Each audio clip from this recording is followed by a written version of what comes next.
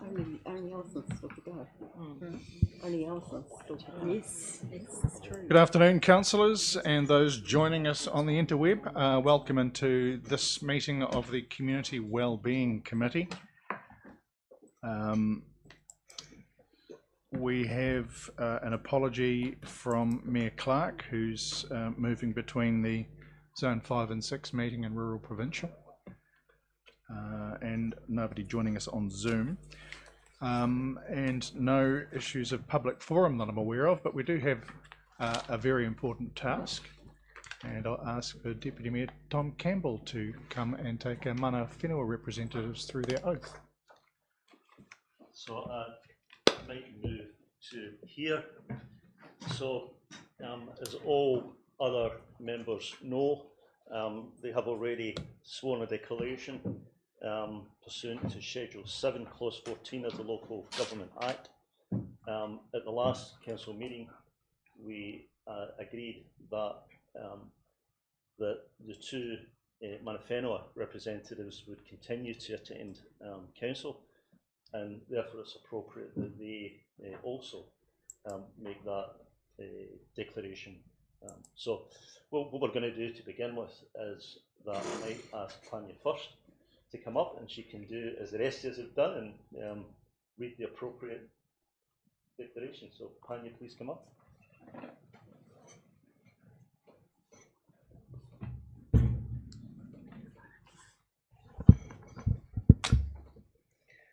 Kia ora koutou.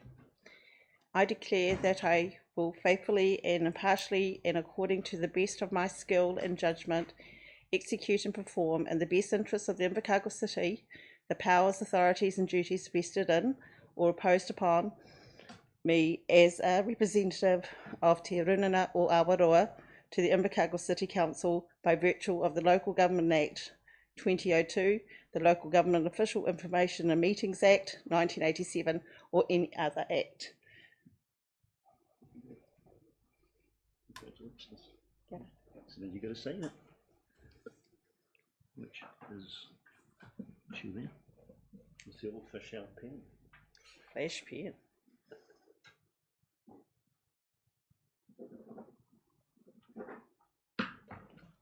Thank you very much.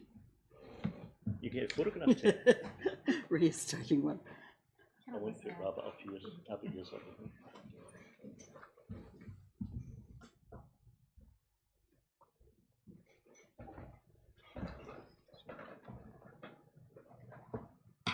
So could I ask Evelyn Cook to come up, please, who will represent the Whitehall Prime.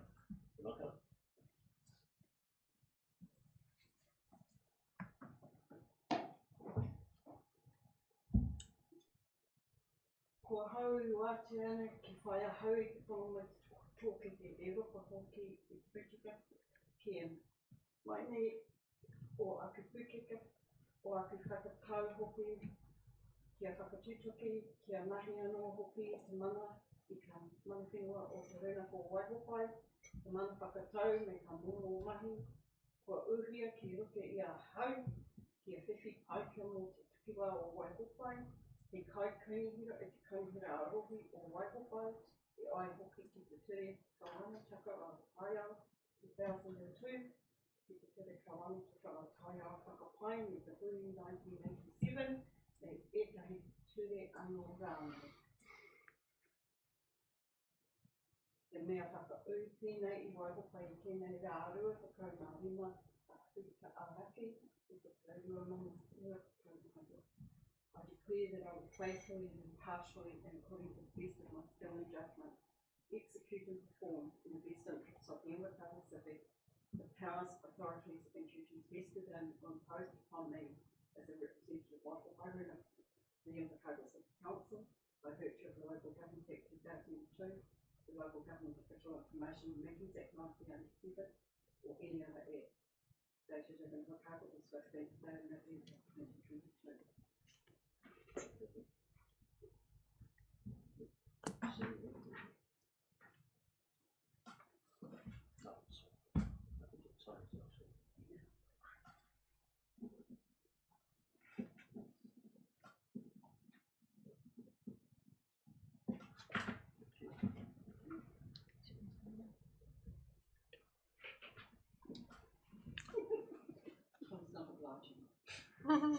Signing his life away. Thank you. Yep, would you mind? Stop. Tom, Good to get out. have you? No, back down this way, back to No, Ria. stand beside everyone. Same place it was before. Thank you. I'll email those to you both. Darn paparazzi.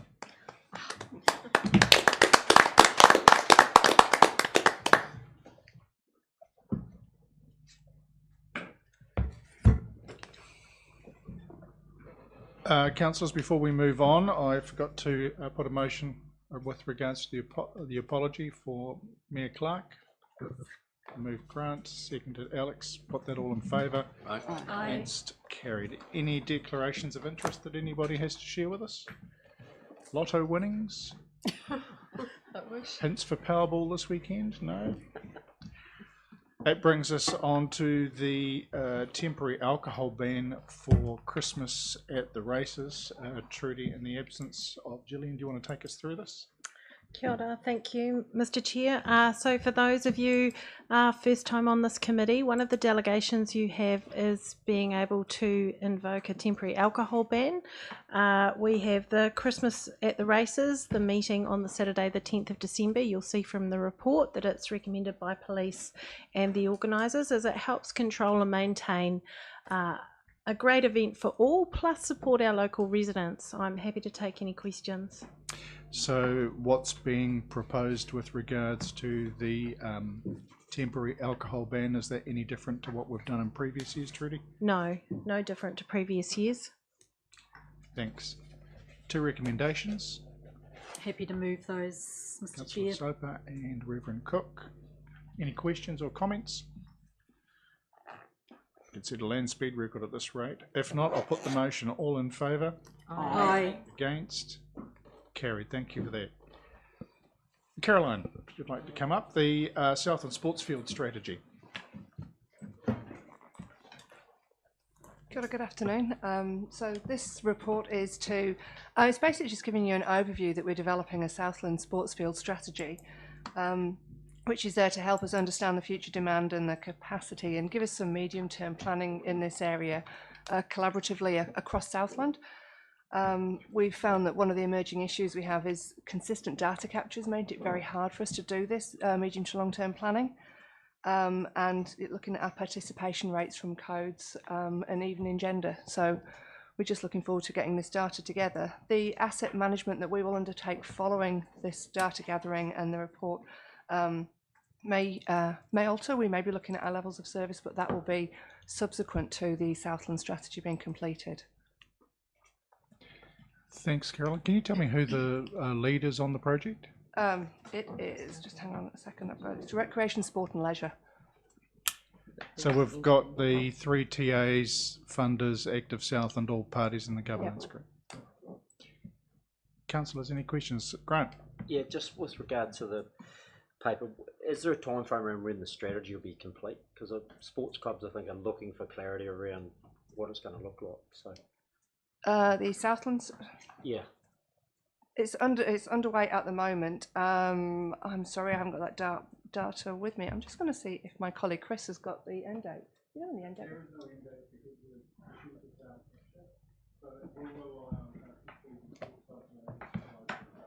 Okay. So for those of you who didn't hear that, we haven't got a specific end date on this due to the data capture thing. So once we can support the clubs to get the data together so that we have enough information, that's when the strategy will be completed. It's not ongoing. It will be within the next 6 to 12 months, so that'll be completed. right. Ania? What type of data sets are you capturing? Is it just in It's participation rates, utilisation, how the fields are being used, the genders, the ages, the codes, everything. It's absent at the moment, Pania, so yeah. Alex? Just to add to perhaps for Councillor Dermody's context, we at the end of last year received a copy of the Spaces and Places strategy, and that has a bit of, as I understand, a bit of information in there for sports clubs as to what we intend to do regionally with spaces.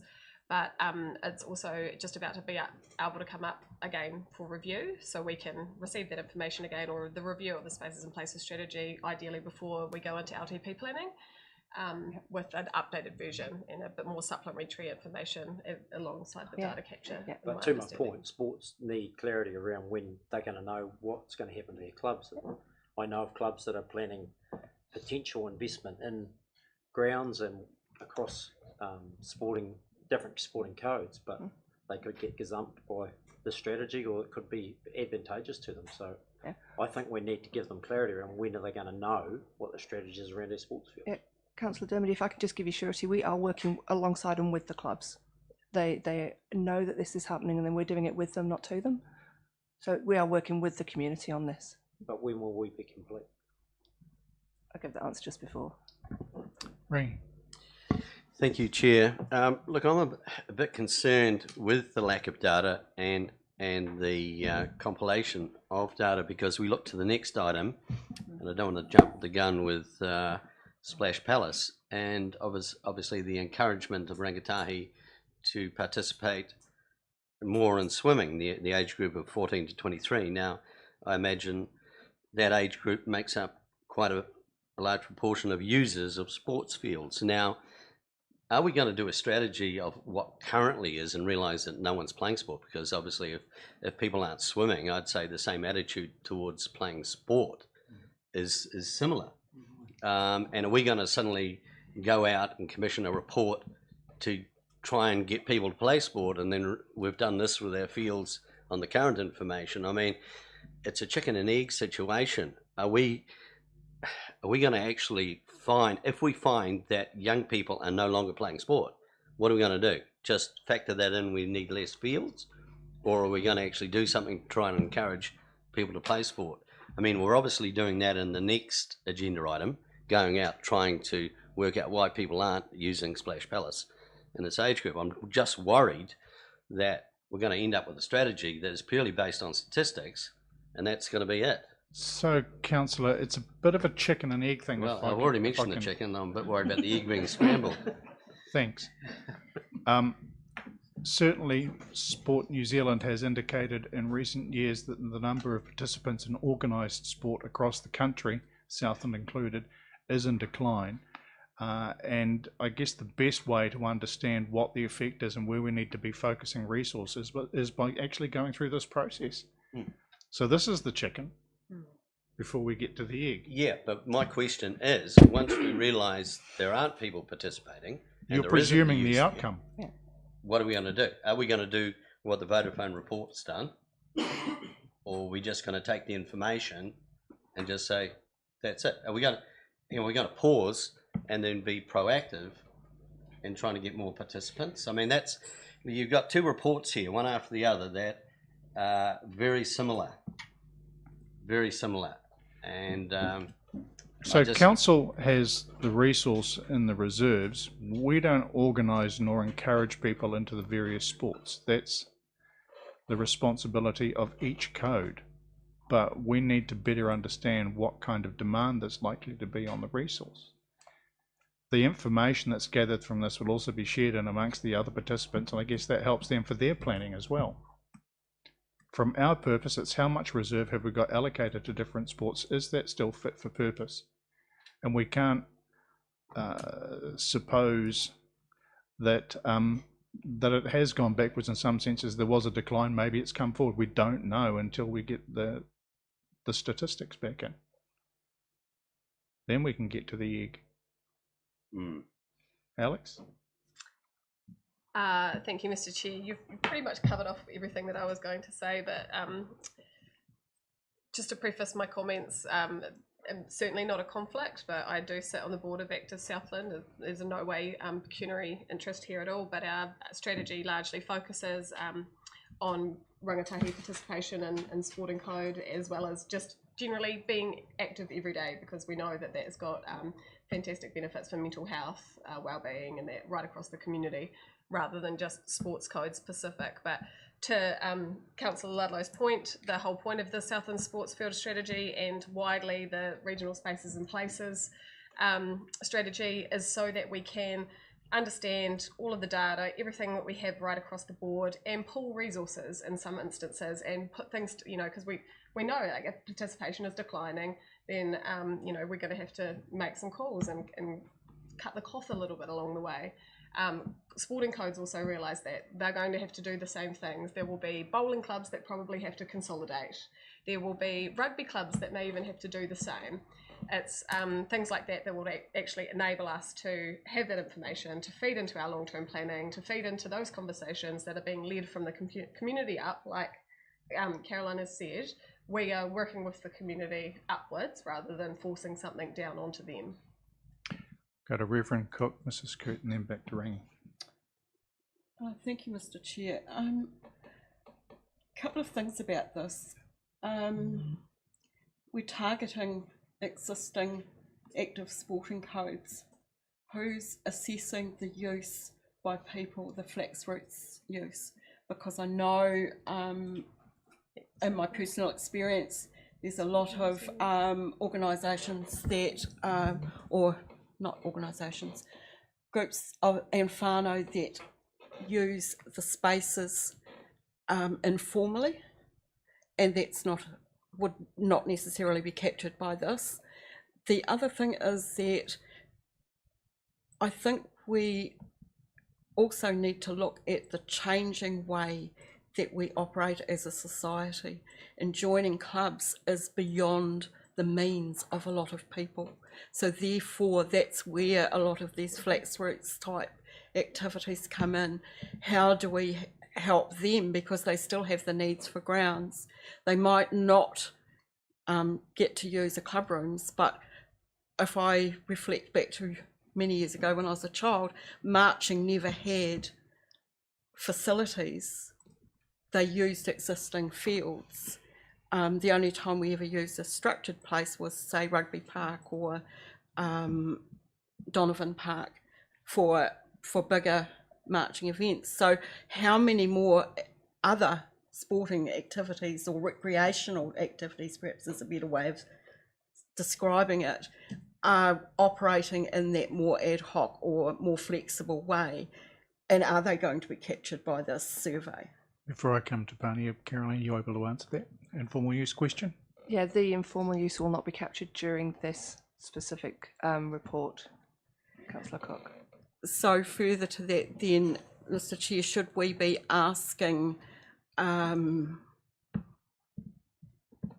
not so much our officers, but through our officers to Active Southland or those organisations to think about how they can survey that less formal but very important recreational use of our facilities?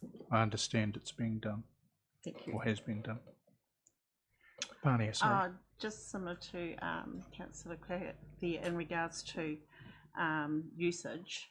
I mean, we know that our Māori will continue to have a youthful population, so we need them actually utilising sports and recreation where possible.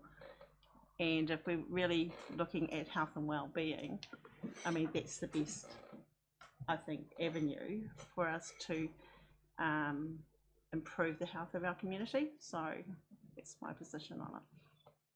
Thanks. Rangi? Completely different topic, but the same agenda item. Rugby Park and Surrey Park, they're both sports fields, so I guess they're included. Yep. Yeah, okay. So obviously in the strategy and the usage of that, we've got a long-term plan budgeting for those two areas. Now, obviously, what we go ahead and do there would make sense if we knew a bit more about the strategy, because obviously if we find out no one wants it or there's a lot of people going to be using it, then what we invest in Surrey Park and in Rugby Park would need to reflect that.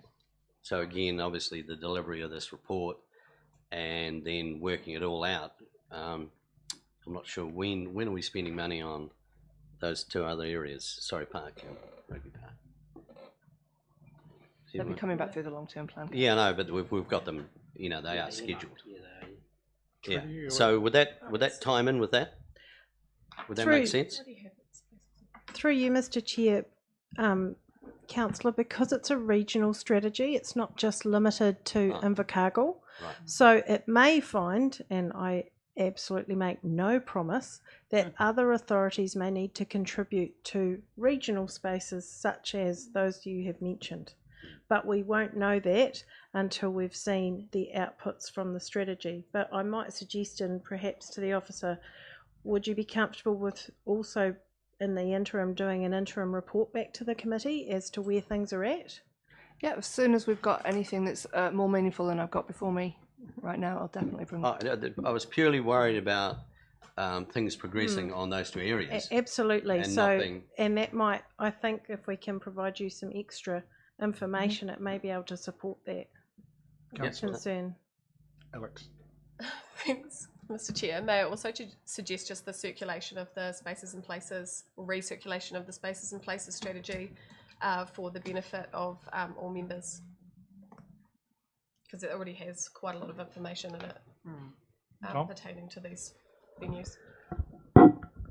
Yeah, so through you, Chair, I should have raised it earlier when you were actually talking about the subject, but I've been kind of pondering it, so apologies for dragging it back.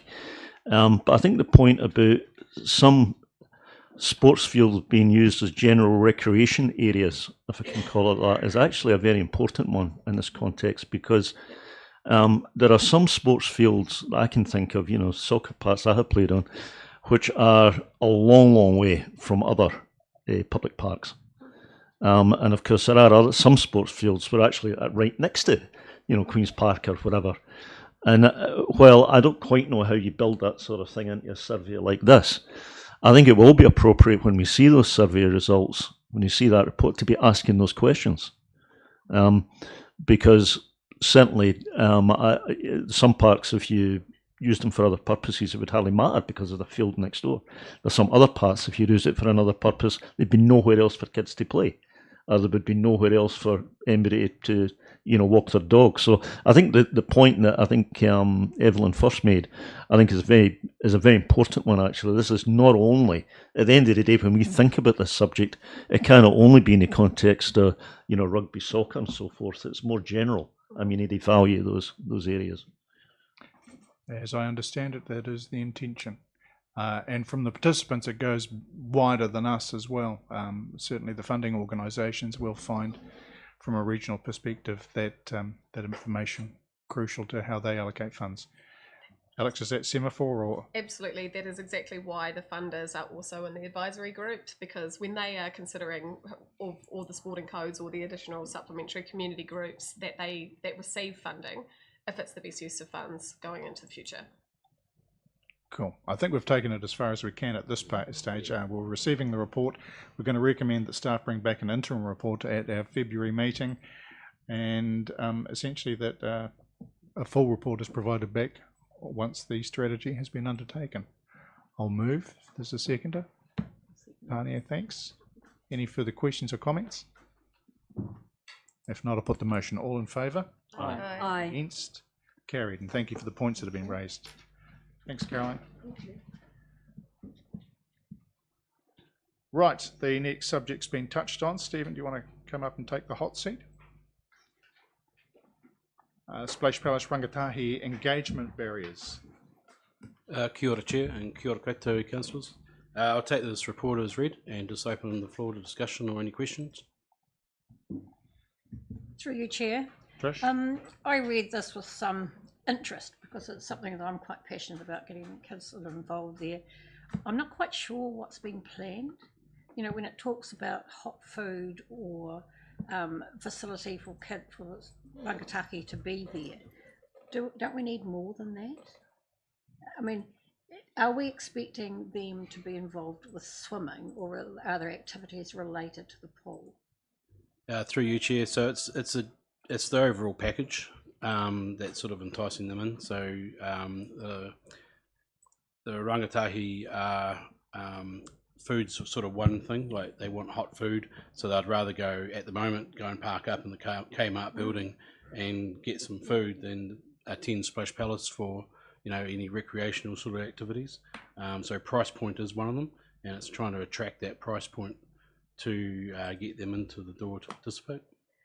Through you, Chair, I know socially, water polo has always been a magnet, for some teenagers. I'm just wondering if we can look to do something, similar to get another group of, students engaged, something like that, because I know, in my experience with water polo, it's become a very social thing where the kids could meet and talk and they hang around for a while. So is that what you're sort of envisaging? Through you, Chair. So it's one thing that we can do, and we're doing have a go days with some of the clubs that use Splash Palace. So we recently just had one with underwater hockey, Yeah. and it's around getting the schools involved and participating, because there's no youth league of underwater hockey in Southland at the moment. Thanks very much. Tom? Yeah, so I wondered whether, I always hate the idea of reinventing the wheel, and I just, is there nobody in the country who already does this very well that we can copy? I have two thoughts, I suppose. One is that I wonder whether it's just a reality of life that between the age of 14 and 20, teenagers get involved in other things, right, rather than going to the swimming pool. And that sounds a little bit fatalistic, but I have that. I did. So you wonder whether you're pushing it uphill. But the main question I had, I suppose, was: are we already aware of other facilities in New Zealand who do this much better than we do? Or does everybody not manage to attract in youth? Through you, Chair, there's a lot of facilities in New Zealand, and I've networked with a lot of facilities throughout New Zealand are having similar problems. Just like we all experience the same problems through COVID, we are experiencing a drop in that 14 to 23-year-old age group. But are there ideas being floated by elsewhere? This is one of the parts of the report that we've had done, was to get those that was engaged specifically with rangatahi. So, Grant? Yeah, so what are the numbers in terms of the drop? Through you, Chair, so there's no specific numbers related to the 14 to 23-year-old age group that we have specifically. So we don't know what the drop in numbers has been? No, we just know it's been an issue for a very long time, right? And so it's just getting them back in the door. Yeah. So second question, reading this, the question I had is: are we trying to confuse two things? I commend, the staff for looking at ways to try and engage youth and provide a place where they feel comfortable and can socialise and achieve the outcomes they want to within that age group. I think that's great. My question is the swimming pool the best place for that? And why I ask that is, when you think about a lot of the people that use the swimming pool, it's families, it's older people, it's those sorts of things. And what will be the implication of if we get a lot of use going there on the existing users? And are we trying to sort of solve two problems, but as a result we create more problems? And so I wonder whether we need to step back and look at, okay, what do youth want in terms of that socialisation process? And then is the swimming pool a part of a strategy around where youth go connect and do those sorts of things? But is it a wider strategy, as opposed to just trying to shoehorn them into go to Splash Palace and get your social connection? But as an outcome of that, the existing users and even just the shared catering for them might become very problematic. Through you, Chair, so this is just the very start of this work. So there's a lot of more work to be done, more engagement to be done. We can utilise the youth council as well to go to schools and harness their ability to engage with those rangatahi. We're also looking at Splash Palace around times that would not conflict with families and the older demographics. Just as a reminder, we did invest heavily in youth and family with the Hydra slides. Evelyn, sorry. So given that my first permanent paid employment was at City Pools, I feel that what we're doing in a way is trying to solve a problem which is similar to the one that we've just discussed. how people engage in recreational activity has changed. Young people over the age of 16 have access to motorised vehicles. They're not constricted to where they can go on a bike. There's a lot of other competing activity. But as a person who's worked in a pool, can I just say that the 14 to 20-year-olds are the ones that you don't want around if they've got no particular purpose in mind, because they are the nuisance. They are the ones that, you know, let's be honest about it. Yeah, I know. They're not there to train. They're not there for a family purpose. There's the handful that really like going to the pools to hang out and enjoy themselves and like the activity of swimming. But there's the other ones that just like to do belly flops and bombs and all the rest of it and get in the road of other people who are really relaxing. I'm not sure that the fact that we can survey and assess and evaluate which demographic is coming is always the most helpful way to look at how we attract people to our facilities. And are the 14 to 20-year-olds the ones we actually want to be going into the pools? Don't mean that they shouldn't be swimming and learning to swim and exercising, and that under, you know, water polo and any of those other water sports related things that can happen in the pools are not good things. But young bored people around water is always my biggest fear. And the one thing that I noticed in this report, it did say that that they wanted more risk-taking type of activity. And to me, that's an alarm bell. That is not a positive when a swimming pool is mentioned in the same breath, because they're the people that run around, they're the people that push other people in, all those sorts of things. Sorry, I don't mean to be a Debbie Downer about this, but if we're doing market research purely on getting people to come and spend money in the cafe, as opposed to providing the citizens of Invercargill with a quality experience at the pools, maybe we're chasing the wrong demographics. That's Having dropped a carload of 16 and 17-year-olds at the pool at their request to go hydro sliding and play in the leisure pool at the weekend, I'm sure I actually quite disagree with that. None of them participate in organised sports, and they were all A, having fun, but B, I guess also learning skills that are really important when you live in an island nation. And if you have a look at the number of drownings that happened in this country last year, a bit more aquatic activity might be useful. Rhea. That's what I wanted to address, actually. I absolutely understand where you're coming from in your report, and some of the questions in my head that came up when I was going through it was, yes, we do need to engage in the youth council, because youth know what youth want, and it's really important that they don't get missed out in this collection of information. The other thing too is mentioning about the youth that came out and targeting them to come back to Splash Palace. Potentially for the food side and interest levels like that, I'd be more inclined to want to see aquatic leadership. We have sports there now with water polo and other sports that are coming quite fashionable at the moment as we see more leaders move throughout our nationwide sports coverage. So I think it's really important to capitalise off that interest. And yes, as Darren said and others have said, we are concerned about our drowning rates, whether it be in pools or outside.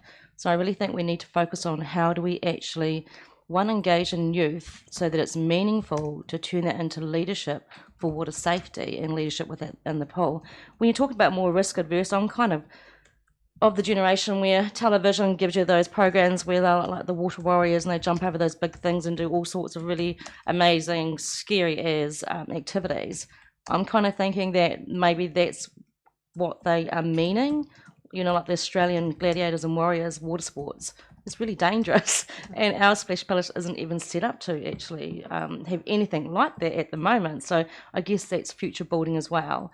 And lastly, sorry, no, it's gone out of my head actually. But yes, I do think that engaging in the 13 to 25-year-old, we've got to realise that their needs in our community have changed as well.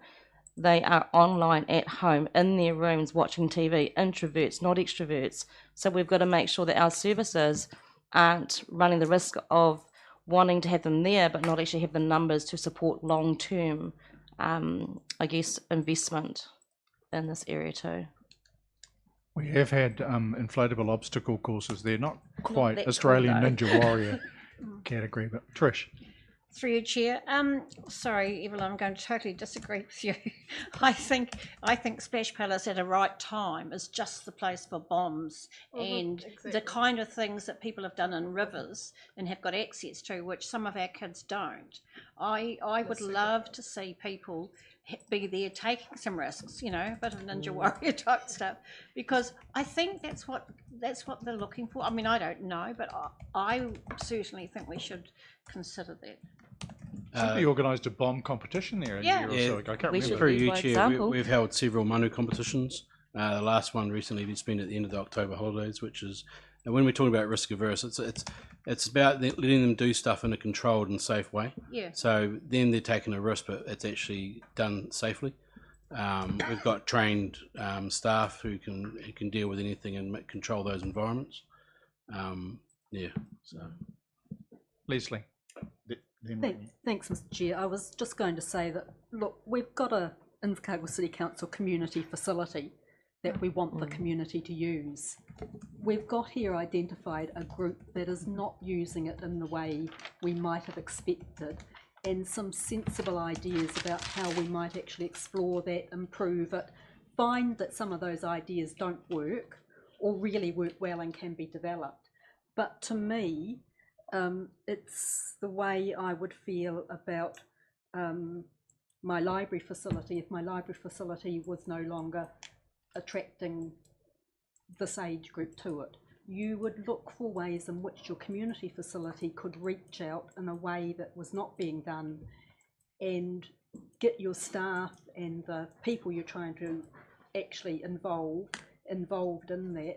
I actually read this and thought it's a good start. It's not the answer to everything, but it's a good start on involving a part of the community that we've identified as not using a facility we want to be used.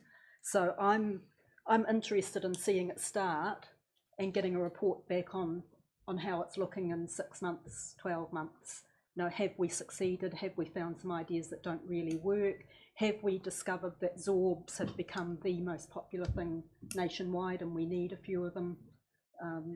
Yeah, I just think it's the start of making our community facilities work for the whole community, and this particular one we're very proud of. We've even got a forward plan for having a second pool. We want to know that it's being used by all our community, so I'm actually quite excited by the ideas. I'll be less subtle then. Are you moving the three motions? I'm then, Councillor? happy to move the three motions, Mr. Chair. Well, only guys you had to do that with. Pani, was that second? Thank you. Rennie. Look, my question's more about the origin of the report. It says in the background part of what we have here that you went to the Vodafone Foundation and asked them to do a report. Now, are they?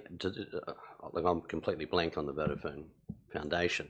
Do they support young people activities and stuff like that? And are they?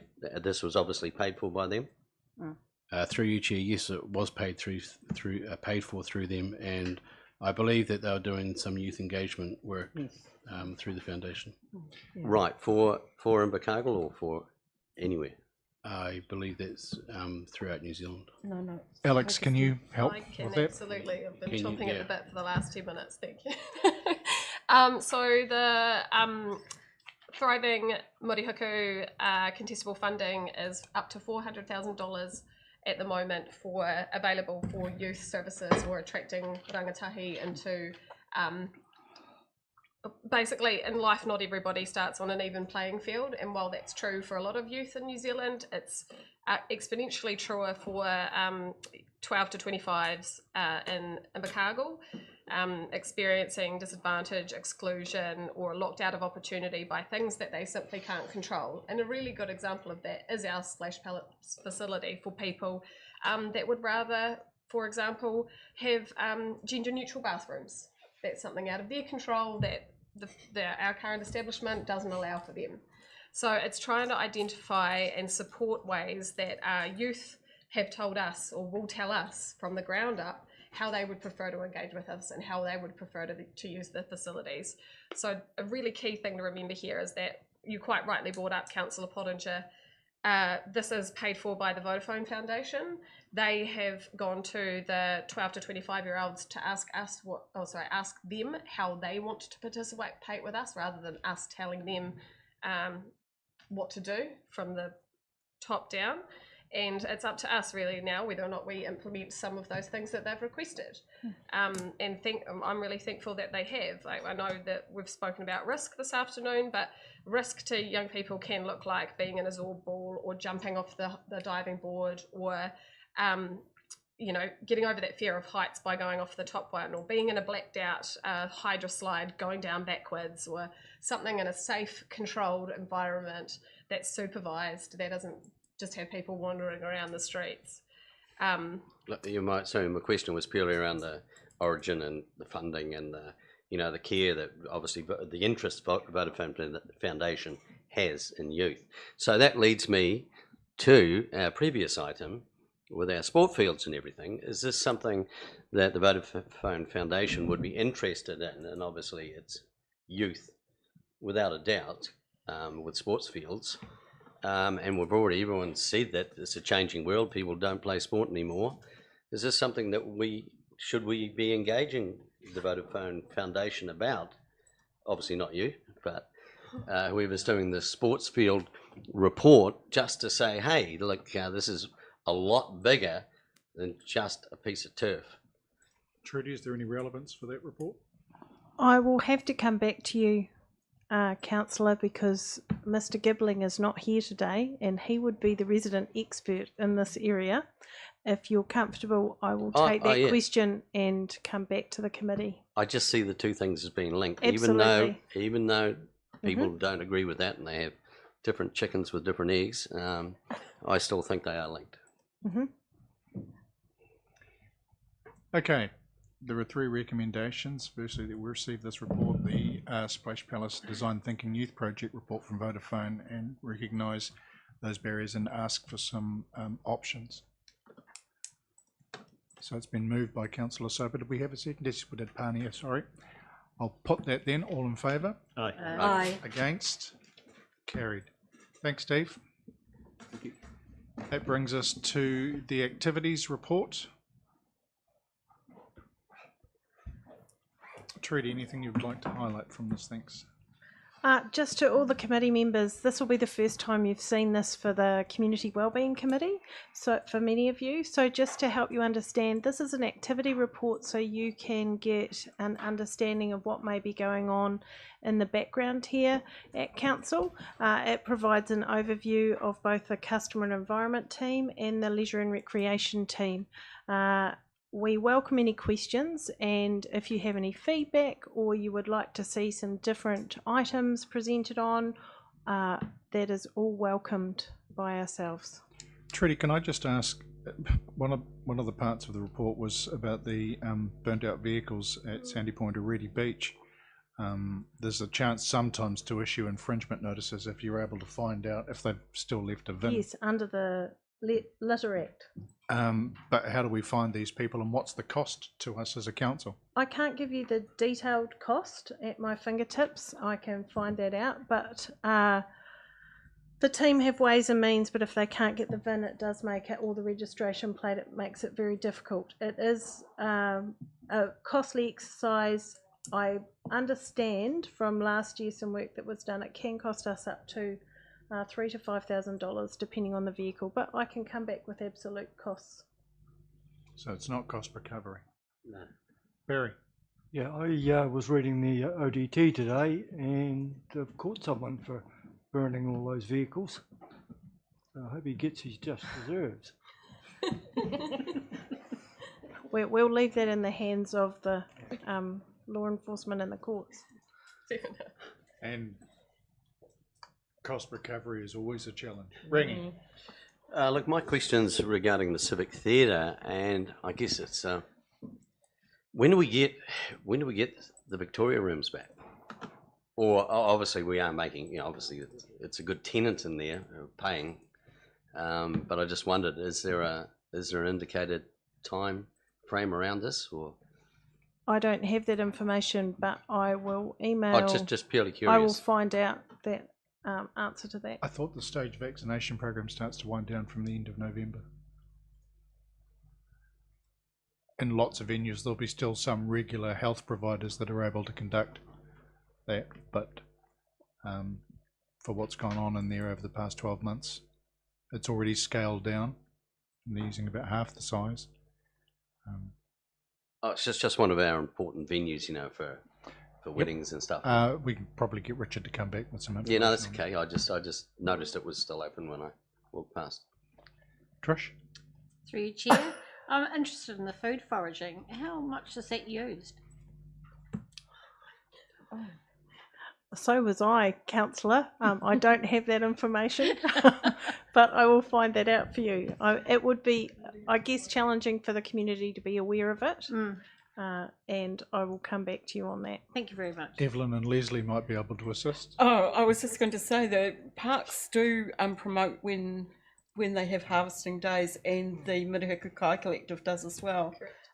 So I think the answer is that it is well utilised, and people, I mean, I notice as I walk around the places where those plantings are not my idea of gardening, but I understand the use of the space and the benefit that it provides. So, yeah. Great idea. I'll just add, if you've ever seen some of the areas after the harvesting days, you will notice that they have been extremely popular. Excellent. And are very well used. There's no doubt at all it's been a great innovation to see, and I slightly disagree with Evelyn because I actually like it as a form of gardening, and in fact encourage it a lot more. For instance, the South Alive Fruit and Nut group, who's planted so many fruit and nut trees, all those harvesting opportunities, and the fact that our Parks Department got involved to that extent, I think has been really useful as a community initiative. I didn't realise, I'm sorry, that they were particular harvest days. I thought you could just go along and get, pick them whenever you like. I don't think anybody objects if you do, actually. But they do like an event. Unlike the flowers, when there is some objection. Awesome. If you forget to brush the dirt off the bottom, yes, Rangi. Obviously, that food foraging and harvesting doesn't include the wildlife behind the fences.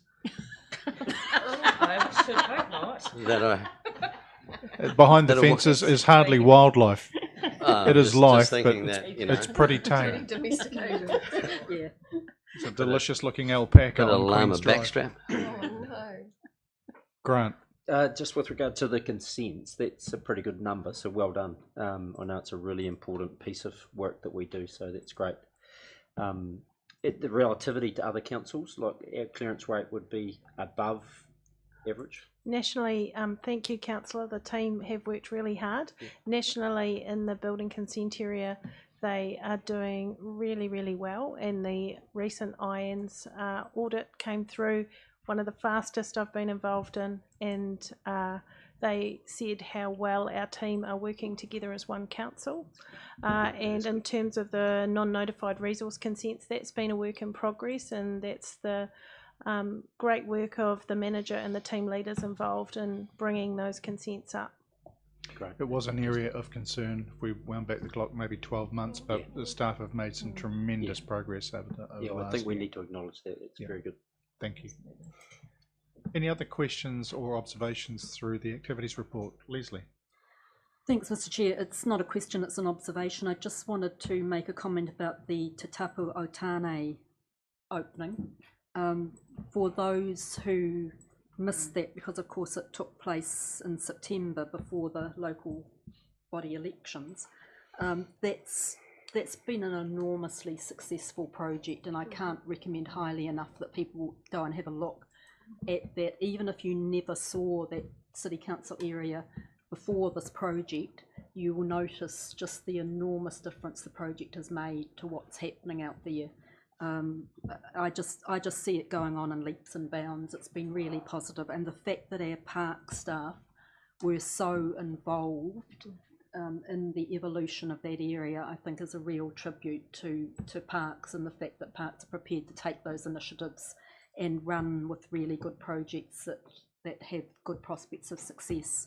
So I really just wanted to compliment really the whole project and the park staff playing such a large part in it, and just recommend everybody go and have a look at just what's developed out there, and the fact that it is so positive for the future because of that training aspect as well. Thanks, Ashley. It's a good point. Along with Leslie, I was the other councillor who attended that opening, and it was really interesting to see how passionate and proud the staff were that we allowed them to take part in the process, and how much they've learned and enjoyed sharing information. And if you did the bus tour we had there, well, no, a vehicle tour that we had there maybe 9 months ago, you just about wouldn't recognise the place. But for those that are going on the bus tour whenever it is in the next couple of weeks, this is one of the areas we'll be covering off, so you'll have a chance to see it firsthand. Evelyn. Just picking up on the windstorm event at Queen's Park, and noting that parks have removed a number of trees that were at the end of their life without having to be compelled by a windstorm event. Can we have an update from them, please, on how they're progressing with the at-risk, ageing tree population that we have? Because there's a couple of places as I walk that I think, oh, these trees are actually older than me. How risky is it for people who live in those? Sorry. Well, I'm 72, so I'm not sure there was a way out of that. There isn't a way. Going to involve me getting kicked in the shins. Sorry. No. But just if those trees that are really, really large have been around for that period of time, how many of them should we be thinking about replacing? And I know that parks have been looking at this, but I can't remember how long ago it is since we had an update. Could we have another update about that? Certainly, we can arrange that for the next committee. Rangi, then Leslie. Look, the Parks Department have a policy on the trees and the danger, and it's constantly evolved over the last 12 years on council. They are right on it, and it's quite the opposite actually. When they come to do responsible felling, the public gets all up in arms, and why are you chopping these trees down? Because obviously you get a block of trees and you've got a few bad ones, but if you take them out, it puts the other ones at more risk. So it's a real science to it, and I would sooner leave it to the experts than rather poke my nose and yeah. There are arborists who are looking at it. Leslie. Thanks, Mr. Chair. I was just going to say that tree plan that we've got is very impressive. And if anybody hasn't seen it, it's almost an individual blow-by-blow tree plan. It's well worth looking at, and I certainly have every confidence that over the years that's developed into a really expert plan that's probably, since I was first on council and there were a few trees we were worried about, we now know exactly where all those trees are in their lifespan and which ones we should be looking at taking down at which time. So yeah, I'm very happy if that tree. Well, mostly. There was one that caught us out last week. Tom, then Barry. I apologise. I think I'm a slower thinker than everybody else, Chair, because I'm going to take you back again to the previous conversation about what is it? I'm going to mess this up, but to Tapu Otani. And so I was going to ask an embarrassing question. I don't know where it is. And I thought, look, it must. So I looked at the newspaper article that was referred to in the and it doesn't say in there either. So I really just wonder the extent to which there's, well, if I know nothing about it, the extent to which there's really been enough information provided. I know that we own the land. We don't own the ICC owns the land. We don't own the project. But so I don't know if this is addressed to the project or addressed to us. But it may well be that just nobody knows where it is. McIver Road Nursery. Most of the mainstream media were there covering it. Barry, then Grant. Yeah, I was playing a invitational tournament at North End on Friday, and there's a whole row of trees between the museum and the club rooms, and some of them leaning over quite bad. And I don't think they're going to take their old museum down, but they'll take a few people with them. Grant. We've shown the cost of the wood removal, but we must have made some money in terms of selling the timber, did we? Hopefully. Doesn't it get chipped up and used for? Depends on what grade. Yeah, I know that. Some of it's millable, some of it isn't. Back into our You'd like a report back? Well, no, not or necessarily a just report, but I think it's some important that we show the circulate some balance. It just information. hasn't cost us, but there's been some income recovery as well.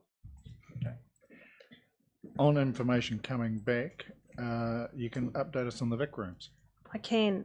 So through you, Mr. Chair, so I've got an update from the staff at the Civic that the lease currently goes until the 31st of December. They're currently working with the leasee to understand if that's going to be extended or whether that will cease early, and they'll know in the next few weeks. Well, thanks, Trudy. So would we have people, obviously planning a wedding in advance, just wondering perhaps that they're queued up, waiting on In my experience, the team are really good at looking at different options that are available for Anderson's Park, yeah. Weddings. Well, for weddings, because you can use other parts of the Civic as well, or other facilities, and they will work as closely as they can to fulfil the customer's needs. Yeah, I think it's going to be great for your staff if they have some clarity to say either way. Thanks. Thanks, councillors. Any other questions or comments on the activities report? The most thorough amount of questions and comments we've had on the activities report yet. Well done. Would somebody like to move that the report is received? Evelyn and Ria, thank you. I'll put that all in favour. Aye. Against? Carried. And there being no other items of general business, I will thank you for your attendance and close this meeting. But wait, there's more. And the stream can remain on as well, because we've got a workshop coming up having a look at some of the an economic update, and Brad Olsen I think is taking that, so we'll close 5 minutes. Do you need 5 minutes?